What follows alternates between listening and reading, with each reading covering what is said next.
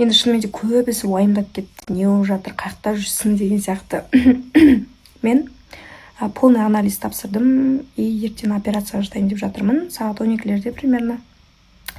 Полный наркоз алып операцияға жатам. Қандай операция дейтін болсаңыздар, мұрныма жасатам операция. Ол жерде біріншіден былай әңгіме былай шыққан.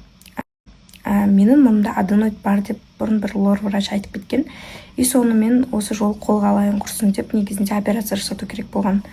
Ол 1 жыл өтіп кетті одан кейін, и мұрным последнее время асқынып кеткенін байқадым. И мен постоянно спрей сеуіп жүрем, әйтеуір постоянно сондай бірдеңе мұрным бітеліп, до конца демаламай қиналатыным бар негізі. И соның бәрін емдетсем деп бір неге барып қаралдым врачқа.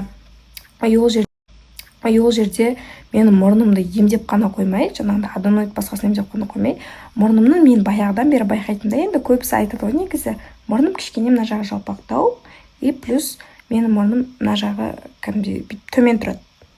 Жалпақтау болып тұрады мына жағы. Мен қыр мұрын қыздарға көрмесе, қыр мұрынды қыз көрмесе кәдімгідей ұнайды маған ше, күшті көзқараспен қарайды. Мен әдемі сынай мұрын деген сияқты. И менде ой болды, неге сразу бірден мұрнымды да жаңағыдай формасын дұрыстап алмасқа деген сияқты ой болды менде. И енді ертең Құдай қаласа сол операцияға жатайын деп жатырмын. Заодно аденоидті кетірем, заодно мұрнымның формасын дұрыстайтын боламыз.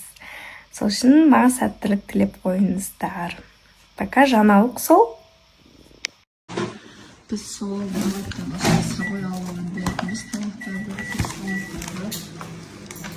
Аяқ қалғанда тек өздері жейді.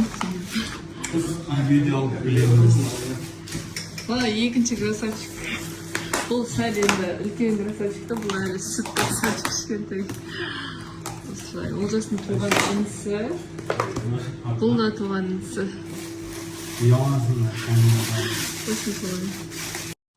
Всем привет! Қалдарыңыз қалай? Мен Алматыдамын. Бүгін қыздармен кино көруге келдік. Бүгін күні бойы ұйықтадым, күшті демалып қалдым. Әрі қарай берсе жұмысқа кірісу керек.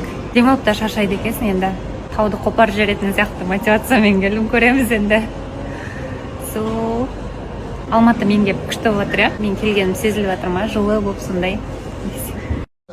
Бүгін менде съемка, и мен боянуға, макияж жасатуға Айконың салонына келдім.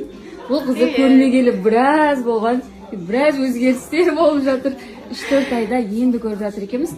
Келсем мына жақта ауыздар өсектен тынбайды ғой. Ауыздарды жұқпай тұрған. Бәрі боянып, менің боянмаған.